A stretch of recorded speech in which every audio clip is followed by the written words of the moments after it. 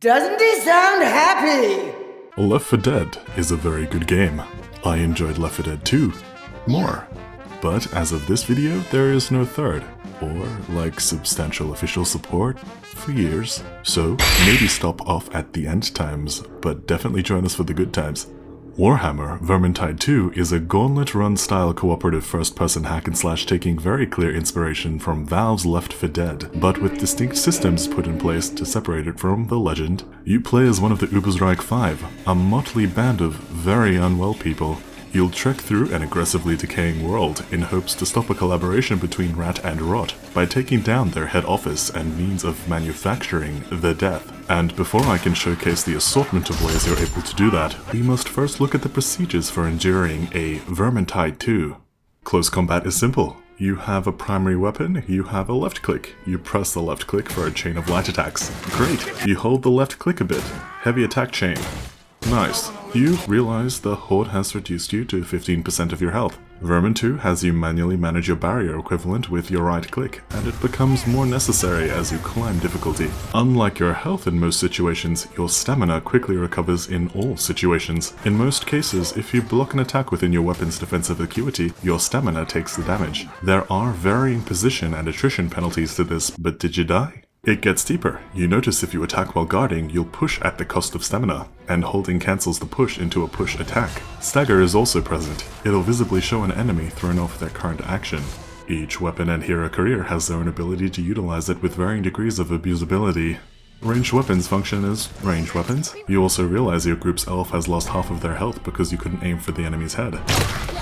Work! Aim like a goblin! Champion introduces a mostly forgiving friendly fire. I think you're the remarkable one. I couldn't find a Dewey pin, but maybe...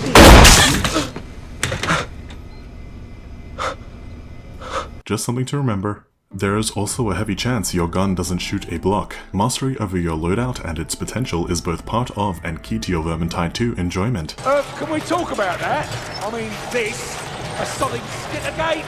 After a pretty wild prologue, you'll have an option to pick a career. There's 5 choices to start with, and they're all their own degree of Fucking phenomenal. Kruber is a mercenary, able to excel during horde segments by slicing through any body mass like a hot knife through butter. He can also take further control over encounters by topping up your team's health. Veteran Ranger Barden is a career you'll play until level 7, at which point you'll unlock the Ironbreaker. Consider Veteran Ranger a jack of all trades, not really carving its own niche until higher levels of play, where supplies will stay high just from you being around. Carillion is a Waystalker. Now, I'm no Warhammer lore guy, but I am a visual learner. From watching other players, Waystalkers like to practice bad habits such as going out of their way to waste ammunition, and will often fire homing arrows that'll accidentally pull Chaos Warrior patrols. Sure, the Witch Hunter Captain teaches fundamentally useful techniques, such as pressing T. Having him in your party means any marked enemy takes significantly more damage. He also grants immediate access to weapons that are very easy to understand. Stab the head and shoot the over there. Finally, there's the Battle Wizard. It may not be clear at first glance, but Sienna is really into fire, and like any well-adjusted individual has decided to utilize it in place of firearms. Casting spells in Vermitide 2 works much like a ranged weapon, save instead of ammo, you'll dip too far into the winds of magic, and it'll come at great cost. I love Vermintide 2. We're all doomed in this place. Makes a change for a Tuesday, though. Fuck him. And you picked Carillion after all that, Christ. For your first experience, I highly recommend your next steps revolve around tackling each of the game's 3 acts in chronological order. There are quite a number of missions, and the loop of these typically proceed as follows. Attend the objective prompts, kill whatever gets in your way, triumph over mission context-sensitive events, take the Bridge of Shadows back home. Next, there are 3 enemy factions that'll mix up how you progress from point A to B. Across the board, you'll find unpredictable horde encounters, but each faction comes with their own signature set of problems they'll present to you. Skaven will typically ambush you. They will also divide your team through misguided technological practices, and if you were to enjoy this kind of situation, let's start and end with You're Very Sick. The Rotblood have more consistent variation in their horde. They also play real rough with magic. Time to grieve later. I'll now take a moment to introduce your main cause of defeat. Grundy's beer! The Chaos Warrior! Godless dwarf. And that's a moment. Beastmen tend your health with actual ranged infantry, and a monster that behaves like your resident berserker elite. Berserkers signal themselves with a scream and proceed to delete your health. Minotaurs do that, but taller. After every run, your experience climbs. You hit harder, unlock an assortment of additional careers, weapon blueprints, and lavish talents. Wouldst thou like to live deliciously?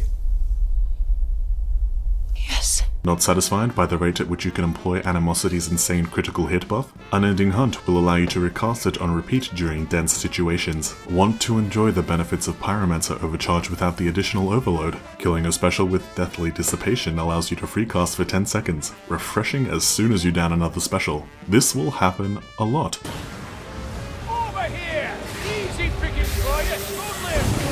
Graal Knight's Uncut System can be tailored to grant a repeatable strength potion reward. This allows you to more often shatter the very fabric of everything, with equipment traits such as Concoction. Speaking of equipment, there's a lot of it. You collect this by opening chests from a variety of sources. If you were to, say, leave your own impression on rare drop success rates, you'd need to chase the higher tiers of loot. We'll assume you've discovered the quick play bonus. Next, each mission contains 3 tomes. You'll soft lock your healing slot to carry one of these around. If they all make it out, they'll grant a substantial contribution. Not satisfied? Missions also contain 2 grimoires. At the cost of a stacking party-wide clench, and the combined efforts of what I've already mentioned, you can secure a guaranteed 80% raise. Other factors such as picking up loot dice and pure RNG will help you hit that 100, and a sweet Emperor. Assuming you're still playing, you'll find yourself both craving and chasing the red loot. You can intentionally seek these out champion onwards. These guarantee max property and trait rerolls. This one's a beam staff. It applies an escalating burn with its primary fire. This particular beam staff was forged from the tilted salt monsters seem to cover me with. Along with the Famished Flames talent, you can dedicate your battle wizard to taking them down slightly quicker.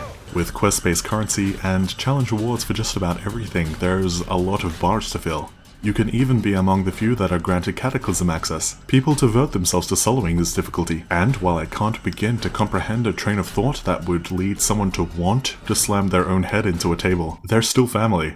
Your reason to continue beyond a first playthrough is your own decision. There's a lot to tackle, and I support your first couple of hours. Did I mention I love Vermintide too? It speaks a lot when I can encounter quite a number of game-breaking bugs and chuckle, or lose at the very end of a mission and feel okay about it. How I can repeat similar content over and over and not find myself burn out. Find investment in collecting even the smallest visual changes like fucking frames. And also a distinct soundtrack that educates your immersion and sounds so good. The cast of characters successfully build and detail a crumbling world. You'll journal their journeys, enjoy their often hateful banter. I could do that. In fact, I've done that many times. Well, half of you lot worship a bearded corpse. Personally, I think a veil is preferable. How about we move a little quicker and talk a little less? If you were to, say, dig deep enough, you may even stumble on context to their motivations and, most importantly, their tangy anxieties. Don't you want to see their flesh curl and their skin burn?